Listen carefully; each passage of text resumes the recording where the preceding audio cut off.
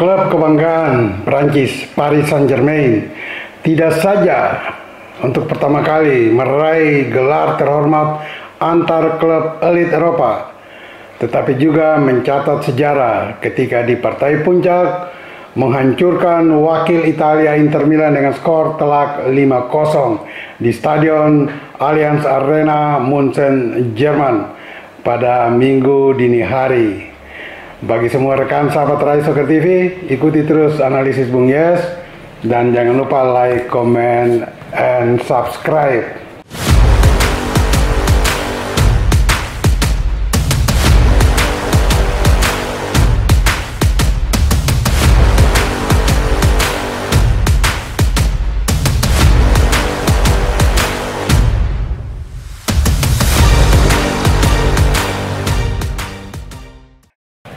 Harus diakui ya bahwa PSG memang tampil sangat luar biasa dan mendominasi hampir seluruh pertandingan atau permainan dalam 90 menit.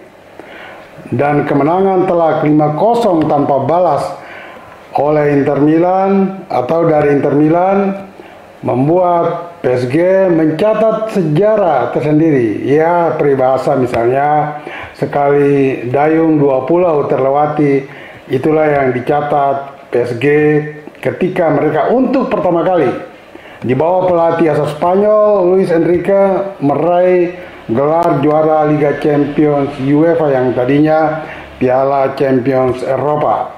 Juga dengan mencetak 5 gol tanpa balas, mereka juga mencatat sejarah sebagai klub yang pertama mencetak 5 gol atau gol terbanyak di final untuk kemenangan sebuah tim.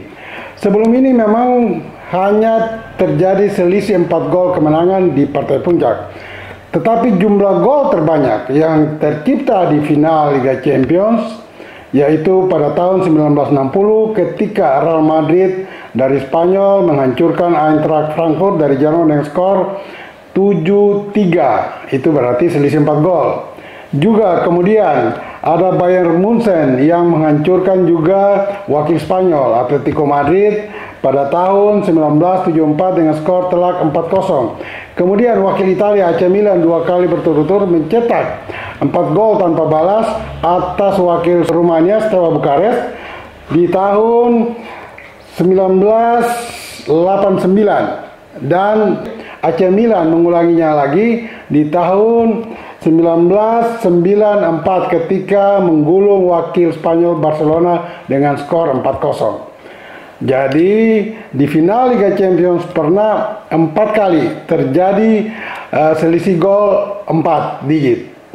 Tetapi untuk kali ini dan pertama kali terjadi selisih gol 5 digit di mana PSG menggulung Inter Milan dengan skor telak 5-0. Itu sekilas ya, sekilas historis bagaimana terjadinya jumlah gol di sebuah partai puncak final Liga Champions. Seperti diduga sebelumnya ya, diperkirakan oleh Rai Soccer TV bahwa PSG kemungkinan akan meraih kemenangan atas Inter Milan dan itu terjadi hanya di luar dugaan. PSG bisa mencetak 5 gol tanpa balas. Ini memang luar biasa. Tetapi di balik itu kita juga harus mengacungi jempol bagi pelatih PSG Luis Enrique karena dia memang memainkan taktik strategi yang tepat dengan kondisi timnya yang mendukung pola yang diinginkan oleh Luis Enrique. Kita lihat bahwa Inter Milan sendiri tampil di final dengan menghancurkan dua raksasa Eropa lainnya, Bayern Munchen dan juga Barcelona.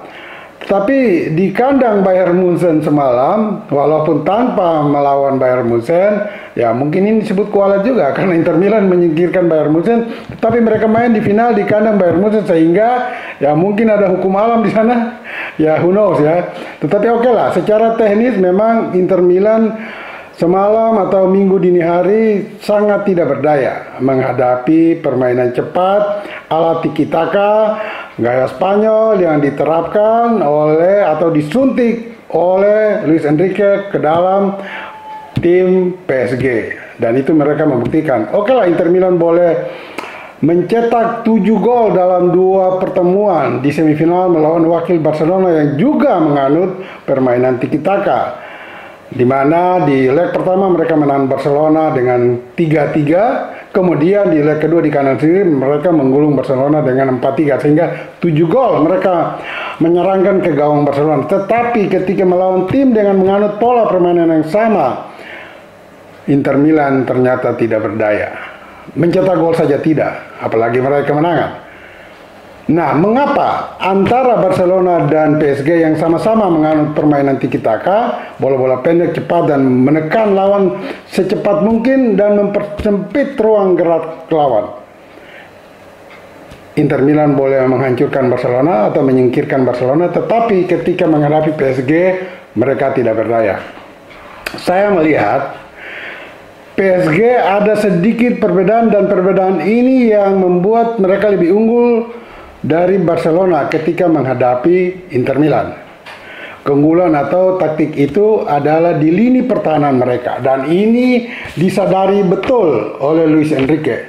Sepertinya Luis Enrique belajar dari kesalahan Hansi Flick yang menangani Barcelona, yaitu mereka tidak membenahi lini belakangnya.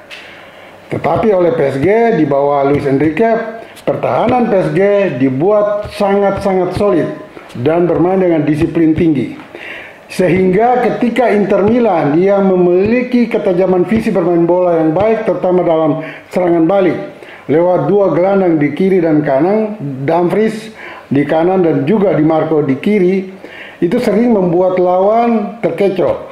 Dan itu yang dialami Barcelona ketika kedua gelandang menyerang Inter Milan ini ikut membantu serangan, maka pertahanan Barcelona lengah dalam mengantisipasi gerakan gelandang Inter Milan ini. Tidak demikian dengan Paris Saint-Germain. Begitu mereka kehilangan bola, semua pemain gelandang turun. Dan dengan pola 4-3-3 ini menunjukkan hanya ada 3 pemain gelandang atau lini tengah. Namun lini tengah yang hanya diisi 3 pemain ini sering menjadi tembok yang sulit ditembus oleh lawan. Karena mengapa? Kedua back bisa naik ikut menyerang, atau kedua sayap baik di kiri maupun di kanan sering turun untuk membela pertahanan. Sehingga secara disiplin Paris Saint-Germain bisa memainkan pola yang baik ini dan membuat mereka sangat tangguh untuk ditembus oleh Inter Milan. Kita lihat di 10-20 menit pertama, PSG sangat disiplin, dan permainan atau filosofi tiki-taka yang dimana lawan dibuat atau ditekan di kesempatan pertama ketika lawan menguasai bola, itu dilakukan oleh Paris Saint-Germain. Begitu Inter Milan menguasai bola, 2-3 pemain PSG sudah mengeroyok mereka, mempersempit ruang gerak atau penguasaan bola oleh lawan, sehingga terkadang terlihat ada kepanikan di sana. Sebaliknya, ketika pemain-pemain PSG menguasai bola, mereka langsung menyebar, mengambil posisi untuk menerima bola. Hebatnya lagi, dan itu sudah saya singgung di konten ini dalam konten preview, bahwa hati-hati dengan kedua sayap PSG atau kedua back, wing back PSG, yaitu Achraf Hakimi, pemain asal Maroko di kanan, dan juga Mendes di kiri. Lewat dua back yang sangat dinamis inilah, maka Inter Milan atau gelandang Inter Milan yang diisi 5 pemain sering terkecoh. Dan Hakimi yang saya juga memberikan catatan khusus di konten sebelumnya, akhirnya membuktikan bahwa dia walaupun sebagai pemain belakang bisa mencetak gol, dan dari kaki Hakimi inilah mengawali gol kemenangan bagi PSG. Bayangkan, dengan leluasa Hakimi ada di kotak penalti Inter Milan dan menerima umpan yang begitu matang dari sayap kiri atau di sektor pertahanan Inter Milan. Dia dengan bebas menceploskan bola ke gawang Inter Milan yang dikawal kiper asal Swiss Jan Sommer, dan membuka peluang kemenangan besar bagi PSG. Gol pertama Hakimi ini memang terlihat betul rapuhnya pertahanan Inter Milan. Mengapa? Ya karena mereka tidak menyangka bahwa pemain-pemain belakang sekelas Hakimi bisa naik sampai di kotak penalti mereka. Dan Hakimi akhirnya membuktikan bahwa apa yang diinginkan pelatih Luis Enrique akhirnya terbukti. Seluruh pemain harus bisa menguasai semua posisi.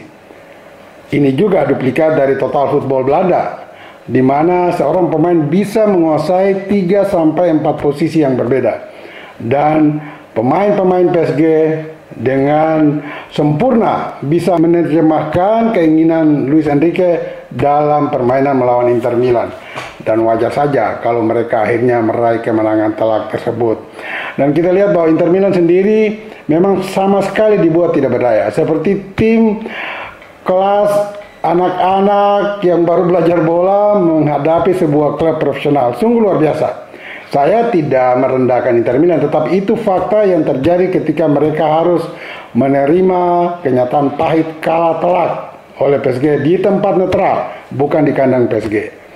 Sekali lagi, selamat buat PSG dan Inter Milan dengan pelatih Simone Inzaghi. Mungkin jangan kecewa, perlu berbenah diri lagi untuk tampil lebih baik. Walaupun Inter Milan telah mengalahkan Bayern Munchen dan Barcelona, tetapi di final mereka harus takluk kepada PSG yang juga sampai di final dengan menyingkirkan 3 wakil Inggris, Liverpool, Aston Villa, dan juga Arsenal. Bagi semua rekan sahabat Rai Soccer TV, ingat bola itu bola. Giring terus.